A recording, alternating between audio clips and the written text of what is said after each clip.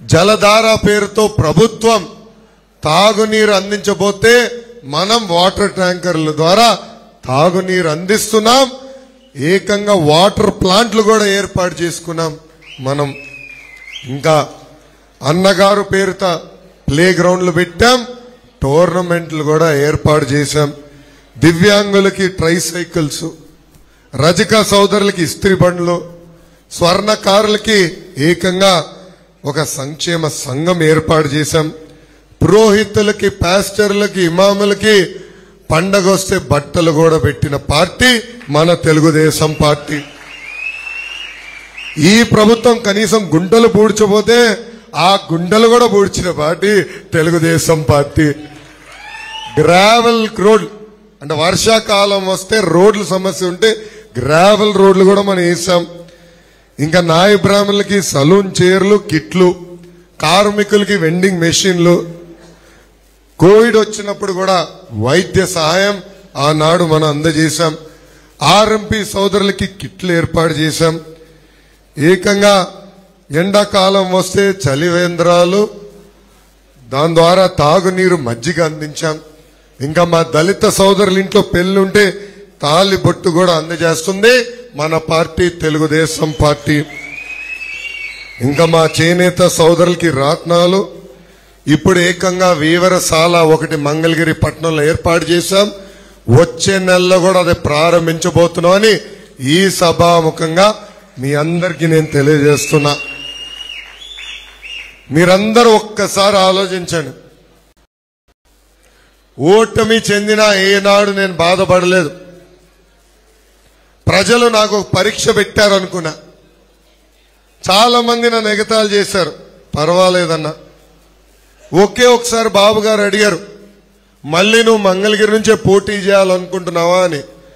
అప్పుడు బాబు గారికి నేను చెప్పింది ఒకటే, మంగళగిరి ప్రజలు నాలో కసి పెంచారు, ఆ కసితో మంగళగిరి ప్రజల కోసం నేను పనిచేస్తానని చెప్పా.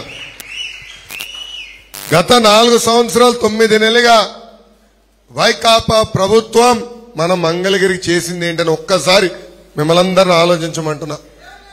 ఒక మాటలో చెప్పాలంటే ఈ ప్రభుత్వం మనకు చేసింది గుండు సున్నా. 2 సార్లు వైకాపా పార్టీని మీరు ఆశీర్వదించారు, దీవించారు. అలాంటిది మంగళగిరి అభివృద్ధి ఎలా ఉండాలా, సంక్షేమ పనులు ఎలా ఉండాలా, కానీ ఇప్పుడు ఏకంగా ఎమ్మెల్యే గారే పారిపోయే పరిస్థితి మన నియోజకవర్గానికి వచ్చింది. ఒక పక్కన కార్పొరేషన్ ఎన్నికలు జరగలేదు, ఇంకో పక్కన ఎమ్మెల్యే గారు లేరు. ఇంకా మంగళగిరి పరిస్థితి ఎలా ఉందో ఒక్కసారి మంగళగిరి ప్రజలందరూ ఆలోచించాల. ఎమ్మెల్యే గారు రాజీనామా చేసిన తర్వాత మీడియా మిత్రులతో మాట్లాడుతూ ఆయనే ఒప్పుకున్నాడు, మా ముఖ్యమంత్రి మంగళగిరి ప్రజల్ని మోసం చేశాడని. ఆనాడు మంగళగిరికి జగన్ గారు వచ్చి ఏకంగా ఆళ్ల రామకృష్ణారెడ్డి గారిని గెలిపించండి, మంత్రిగా నేను చేస్తానని హామీ ఇచ్చి మాట తప్పారు.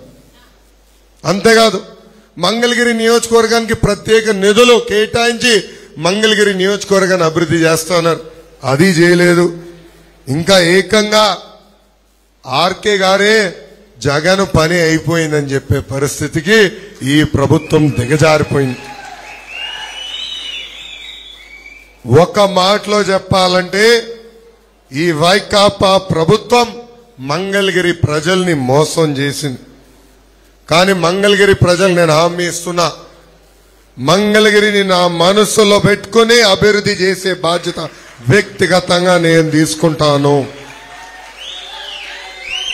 గత 4 సంవత్సరాలు 9 నెలలుగా మీరు ఎదుర్కొంటున్న సమస్యలు నేరుగా నేను చూశాను. కష్టకాలంలో మీకు నేను అండగా నిలబడ్డాను. మంగళగిరి నియోజకవర్గానికి ఒక మాస్టర్ ప్లాన్ కూడా వేదిక మీద పెద్దలతో కలిసి మేము రూపొందించాం. మొదటిది, మంగళగిరి నియోజకవర్గంలో ఉన్న నిరుపేద కుటుంబాలకి ఇల్లు కట్టించి అందజేసే బాధ్యత నేను తీసుకుంటాను. అందుకే ఆనాడు 20,000 ఇల్లు కట్టిస్తానని శిలాఫలకం కూడా వేస్తాం జరిగింది. రెండోది, మన నియోజకవర్గంలో ఎస్ఐడ్ భూములు, ప్రభుత్వ భూములు, ఇంకో పక్కన ఇరిగేషన్ భూములు, ఎండోమెంట్ భూముల్లో దశాబ్దాలుగా ఇల్లు కట్టుకుని నివసిస్తున్న వాళ్ళు ఉన్నారు. ఎన్నికల ముందల ఆ భూములన్నీ రెగ్యులరైజ్ చేస్తారని హామీ ఇచ్చి మాట తప్పింది ఈ ప్రభుత్వం. వాళ్ళు కూడా పిలిపిస్తున్నా, ఇక్కడ పసుపు జెండా ఎగరేయండి. మన ప్రభుత్వ అధికారంలోకి వచ్చిన మొదటి 2 సంవత్సరాలు అది రెగ్యులరైజ్ చేసే బాధ్యత మేము తీసుకుంటాం. ఇంకా తిట్కో ఇల్లు పరిస్థితులు మనం చూసాం. మౌలిక సదుపాయాలు లేక అక్కడ ప్రజలు అనేక ఇబ్బందులు ఎదుర్కొంటున్నారు.